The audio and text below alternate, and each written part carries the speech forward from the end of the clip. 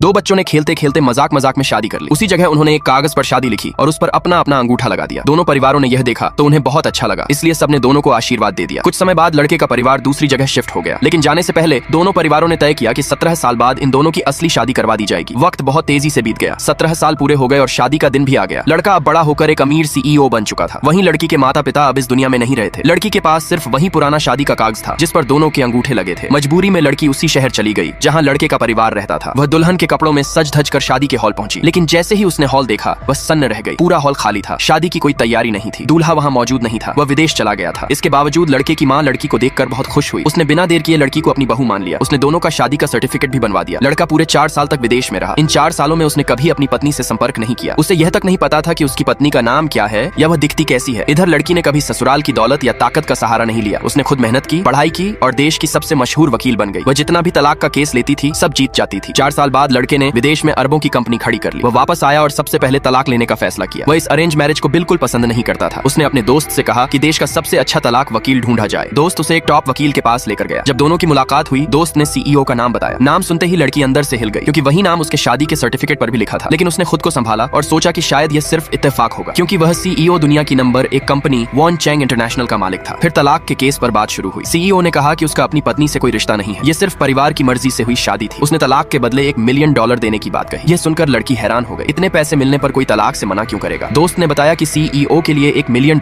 कुछ भी नहीं है। उसे डर था कि उसकी पत्नी और ज्यादा पैसे मांग सकती है। इसी बीच लड़के की मां ने लड़की को फोन किया। उसने कहा कि उसका पति 4 साल बाद लौट आया है और अब वह चाहती है कि दोनों साथ रहें और शादी को पूरा करें। फोन रखते ही लड़की परेशान हो गई और तुरंत वहां से निकल गई। घर पहुंचने पर उसने अपनी मां से मीठी बातें करनी चाहिए, लेकिन मां ने साफ कह दिया कि 4 साल बाद अब वह सिर्फ अपनी बहू को पहचानती है, बेटे को नहीं। ये बात CEO के दिल को चुभ गई, लेकिन उसे यह पता नहीं था कि जिस औरत को वह तलाक देना चाहता है वही औरत उसे दिल से पसंद आने लगी है। उधर लड़की पहले ही उसके घर पहुंच चुकी थी। अब आगे क्या होगा जानने के लिए अगला हिस्सा जरूर देखिए।